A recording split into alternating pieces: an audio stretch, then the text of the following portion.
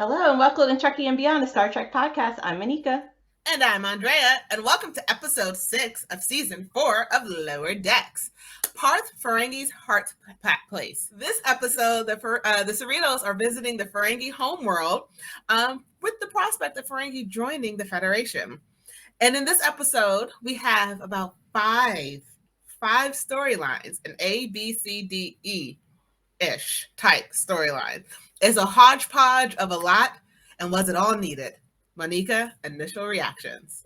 I really like this episode because it included all of my formula recipes for success for Lower Decks. It included an away mission to the Ferengi world, which I've been waiting for the last 4 seasons and finally got it. So happy to see that and see like just the characters and the cultural richness there. So I like that.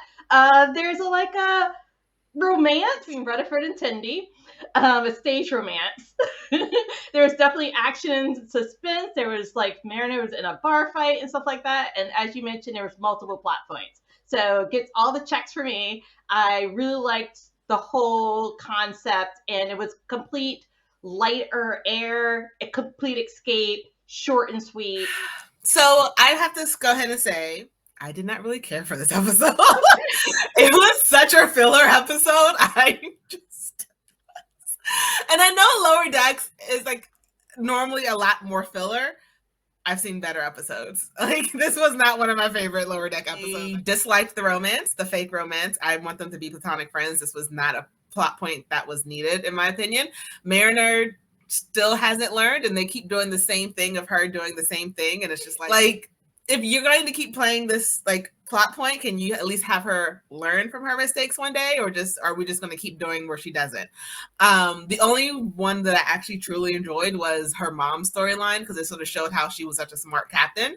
But the rest of it was just like, why is this even in this episode? It did not need as much screen time as they had. The is my actual rating, people.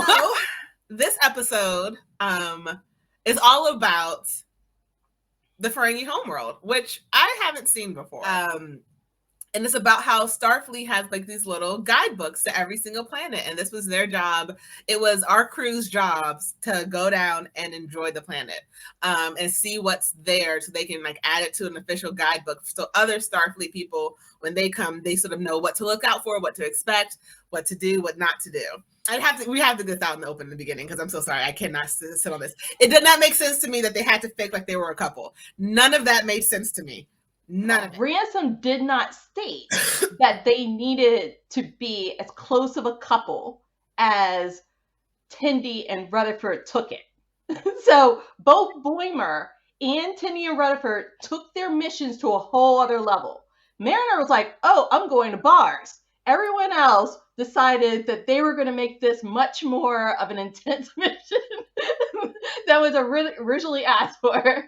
And then Ransom seemed to hesitate after Tendi and Rutherford showed that they were going to be little goo goo gaga over each other.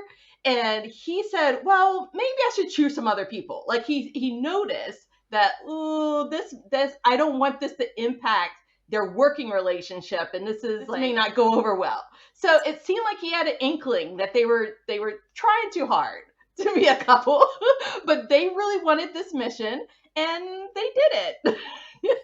Not really his fault, but I like the fact that they visited in this episode a place that we have never seen before, and I did a little research in this, and there's no other episodes of any of the Star Trek series that went to the Ferengi homeworld. So this is our first time. And so that's why I felt like this was interesting, because Lower Decks is presenting something new to the Star Trek universe that hasn't been done before. So in this case, like, this is one of many aspects that's not a filler for me. No, I like that. I'm just talking about the execution was just not well for me.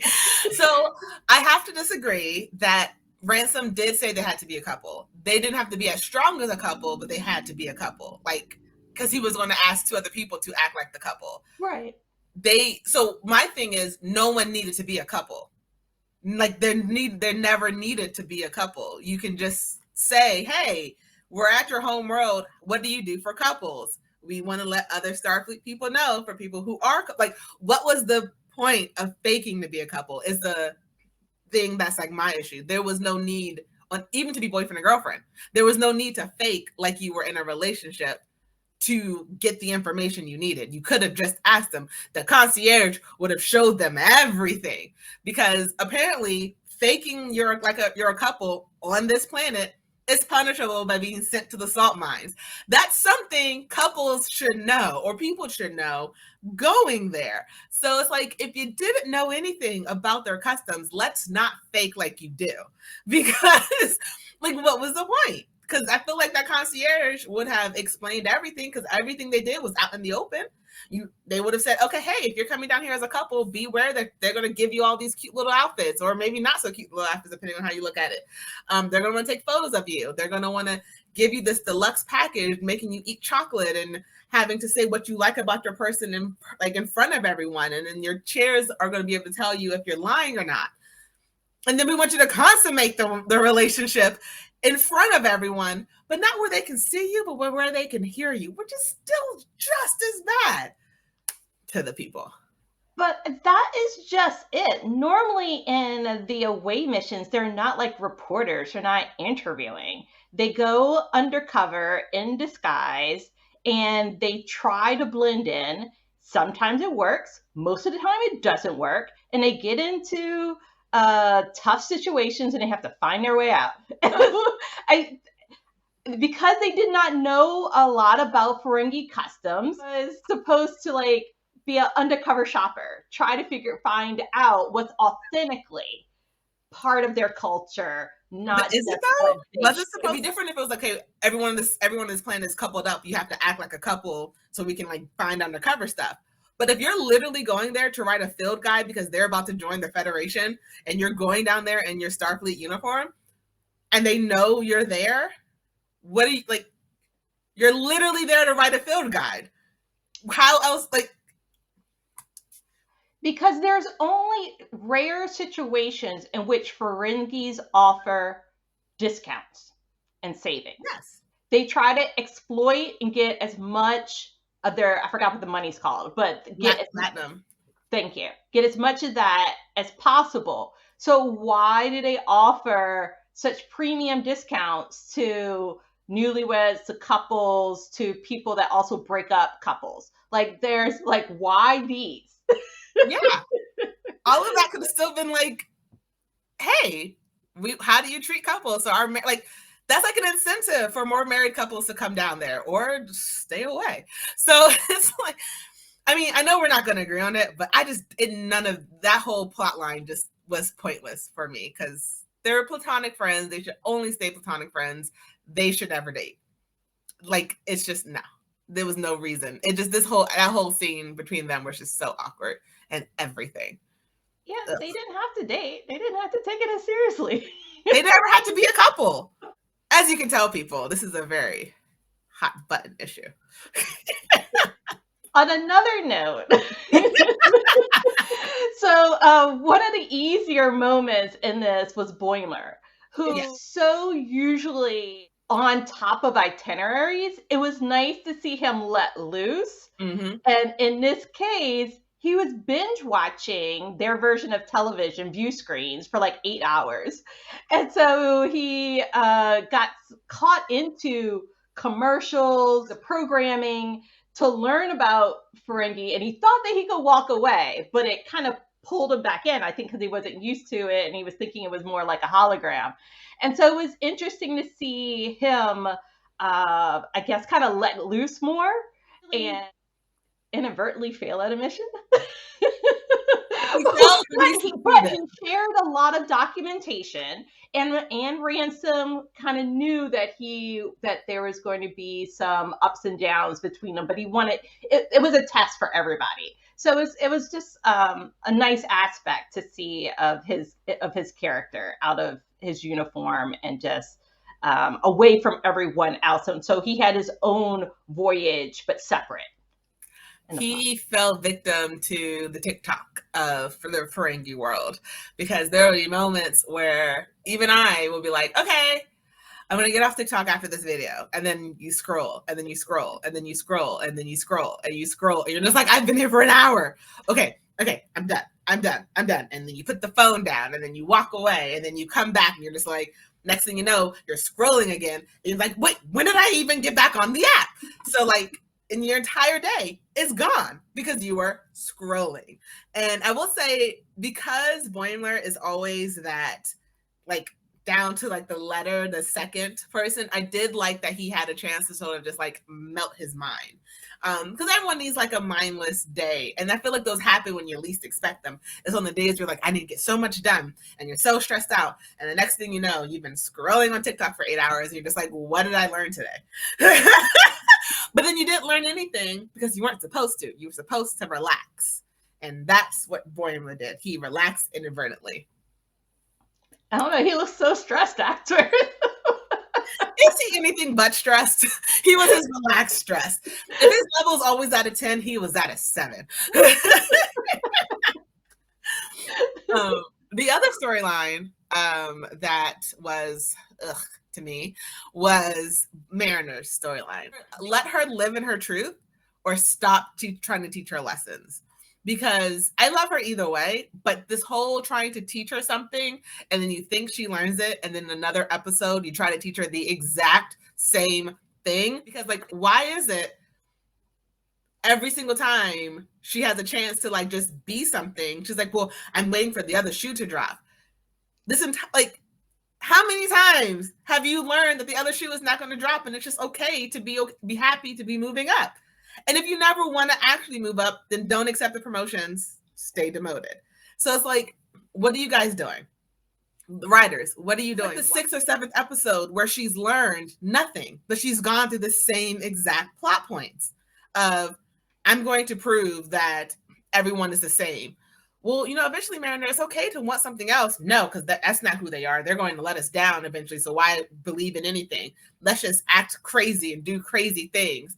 And then get called out by our friend again, and then like have to reflect again. And then nothing changes, which is fine if nothing's going to change. Just let her be that person. But stop trying to teach her the same lesson over and over and over again, and then it never works. That is my issue with that storyline. It was just like, I've seen this storyline again.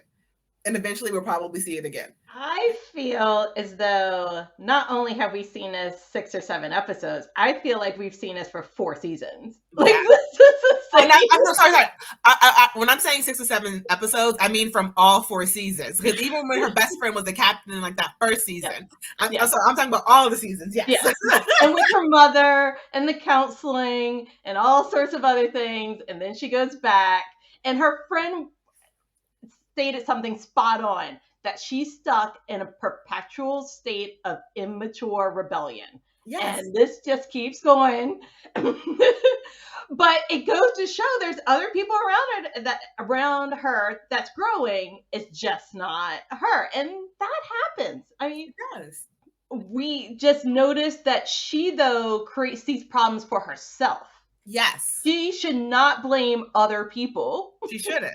Like, if you don't want to be promoted, that's fine. I don't believe everyone is destined for management. I don't believe everyone is destined to run their own business. I don't believe everyone is destined to be a leader, because everyone can't be.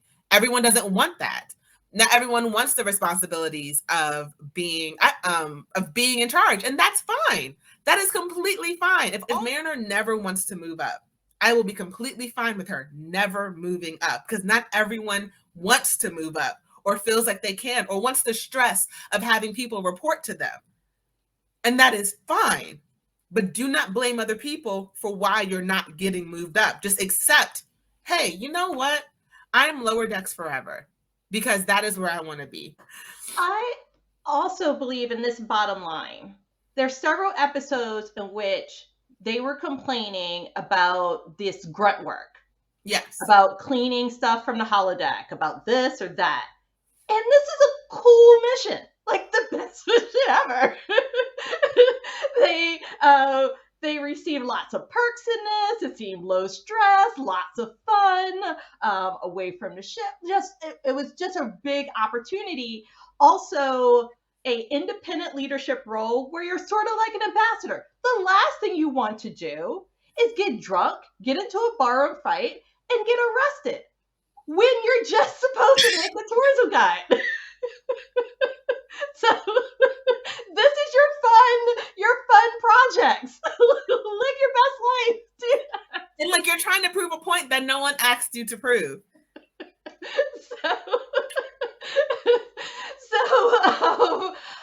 And another dig was the fact that she took her dear friend from the past down with her. So her friend had to bail her out, take on a predatory loan, and then have to repay that. Come on. It's one thing, it's just you. And so her friend was like, look, I bail you out this time. I've moved on. I'm growing. So she has to realize too that even though she has this rich past, that her friends are no longer as interested in her because she's a downer. And I feel like the only reason she is because they won't let her accept that she doesn't want to move up. Like, he was fine with her in the very beginning until she went out of her way to like bring them down. Yeah. And it's like, your friend who is the captain would not care that you're still in the lower decks if you do your best of the ability and like you don't act dumb to stay low. Like, I don't get why they just won't let Mariner accept that she doesn't want to be promoted instead of making it everyone else's fault that she's not getting promoted, or that way she keeps getting demoted because everyone always demotes her, because you do stupid stuff to get demoted because you actually don't want to get promoted, and that's fine. Mariner can excel in whatever she actually wants to do, but let her make the decision and keep it still. And we know Boimler wants to move up. We know he wants to be captain. We know Rutherford wants to create stuff. We know Tendi wants to be the best doctor. We know Mariner loves Starfleet. Let her decide, like, make a decision. Is she going to stay as a lieutenant, or is she going to get demoted again to ensign because that's where she just wants to be because she doesn't want the stress of the world, which again is fine, but she needs to make the exception. She needs to actually accept it and move on from it. And they refuse to let her do that. And it's very annoying. Yeah, so either writers are like building us up to some great big finale in which she overcomes all of this, or she gets demoted again. It's going to be one or the other. A character that's not in the circle, it's her mother. Captain Freeman is moving, like, she's much stronger than the Captain Freeman I remember in season 1 and 2. Yes. She has lost a lot of her insecurities and her micromanagement style, and I really like that. Yes. She was suggesting to the Admiral, who believed that he would cater to all of the Ferengi's requests, even though they were absurd, and in the end had him dancing. That is not the art of negotiation, but he was interested in the final product, the application itself. And she was more interested in the details, and she was watching the body language. She knew that they were playing good cop, bad cop. It was nice seeing her in a much more polished role. Like, the writers did her character justice there. I like that. Yeah, so this whole plot line for the captain and then the Ferengi negotiation stems from the fact that a Ferengi ship has gone missing, and is mentioned on the Ferengi ship in the opening scene that they're going straight because of the new leader. And not everyone is okay with that. Not everyone is happy about that. But it's because that the ship has gone missing and that they're losing their trade routes is the reason why the Ferengis are deciding to join the Federation so they can have access to the Federation resources, which just seems so honest, you know? And so in the negotiations, there's an admiral there, and our Captain Freeman is there to be like a support. And it's like, it's very interesting because like I've seen her in the Admiral's shoes before, where she was so self-confident and so sure that she knew exactly what was going on. And because technically it seemed like Starfleet held all the cards, quote unquote, that the Ferengi would just sign on the dotted line and make it go and like just say, yes, we're a part of it, let's do this. But when have the Ferengi ever just completely go with the flow? Like even with like their Mugato episode, they were just like, we only went straight because it made us more money. Like it's not when have they ever done the right thing for the right reasons?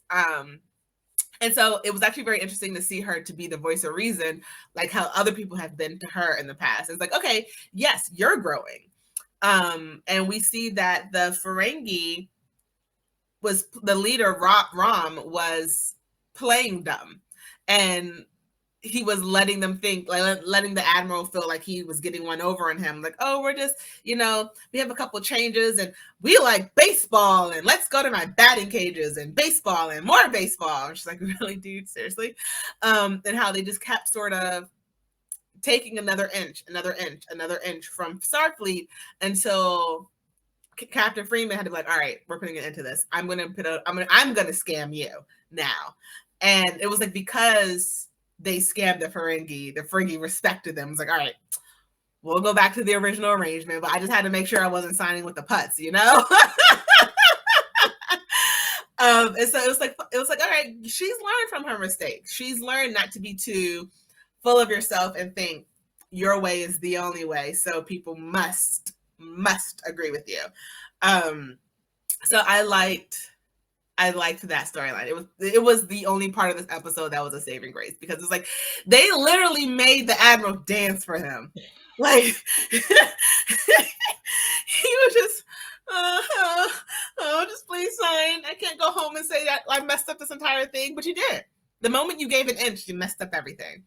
So I really did like this episode, her part of the episode. Chef's kiss. Mwah. It was a mwah, not a eh. Yeah, and the voice actors that played Rom and Lita, his female assistant, the first clerk, they are also the live actors for Deep Space Nine. So both of these characters were in Deep Space Nine, and he had an affinity for baseball then. He played baseball with Cisco and stuff like that. So they took these characters and added them to Lower Decks, and also kept the same voiceover actors. So that was really cool. As to like a much deeper cut. But it's nice to see that interaction. We've seen that with like Riker and Troy from Next Generation many seasons ago. So they're continuing that in other ways. Those two actors, that played Rom and Lita, were playing like a good cop, kind of bad cop, and giving distractions for the admiral. And as you stated, no, like, smart cop and dumb cop. That's what Freeman said. She said they're playing smart cop, dumb cop. Yeah, and it seems like Freeman has studied the art of like Ferengi negotiations much more than the admiral, or was taking it much more seriously. She was. She was treating them like they were equals, and the admiral was treating them like they were dumb Ferengis. So that's why he accepted that bust of himself, even though he had to end up paying for it. I would not pay for that. That's my eye. Did you see those eyes? The eyes on that statue? Nah. Oh, I'm sorry. You want me to pay for this gift? Right. Nah. You can take it back. Right, and that's like their icebreaker. That's like the welcome gift instead of flowers. Like, and the moment he said, "Did you bring the latinum?" That's when they knew they had him. Because why would he ever? Like, why would, like, if you open up the negotiations by paying for the gift that they gave you, you just put all the cards in their hand, because now they know what you're willing to do to get this whole thing signed. Right, and in the end, as you stated, Captain Freeman gave them a deal in which they didn't read the fine print, and it was a deal that they could never actually achieve. But they agreed to it because they didn't read the fine print. But trying to get the Klingon Kronos into the Federation was just never going to happen. Yeah. The Kronos is never joining. Like, They will be allies if they have to be, but they will never join the Federation. Never. Right. That planet is like the pirates. Like that's where like all the sketchy stuff happens. So they don't want rules. This episode was 50-50 because it had two storylines that were okay. We had one that was okay, one that was chef's kiss, and two that was So I'll give it a solid B-. Okay, that's better than where we started. Oh no, it's still I don't need to watch it again at all whatsoever. Legit, if the Freeman part of this episode was not there, this would be like an F. The only thing that is saving this episode is the Freeman storyline, because there is nothing else about this episode that I care about. Even Bloomers? Oh. It's a take it or leave it. He had like 30 seconds of screen time. Like, like compared to Mariner and Rutherford and Tendi, he had like 30 seconds of screen time. Like all together. So like it was not enough to save this episode. So no. I do want to mention about Rutherford and Tendi is that they knew once they were like in too deep, they realized, oh, this isn't going to work. Let's just act it out. So they didn't force it too much. And then once they were back on the Cerritos, they were back into complete friend zone. And so they seem much more comfortable. It wasn't this, sometimes there's an awkwardness when like two friends kiss or something like that, and then they try to be platonic again. There's a little awkward or more. And so, but that didn't happen. And I was worried about that. Like, how would their working relationship persist after having to share such a romantic adventure together? But they seem okay now. And yeah, just don't ever make them into a relationship, ever. Just never. Like, Rutherford and Tendi should not date at all. Like, can we just have platonic friends who get each other without there having to be some type of romance underlining it? So no romance, just friendship. Yeah, that's what we have. No, I'm speaking to the writers. This was not, they had no chemistry while they were fake dating. Stop it. Don't bring this back. Look at me. Look at my eyes. Look at my eyes, writers. Do not bring this relationship stuff back. You're serious. I'm very serious. No. So any final thoughts before we end this episode? No, those are serious thoughts. I'm not going to end away with that. Those thoughts weren't for you. Those thoughts were yes, I know. I was feeling it too.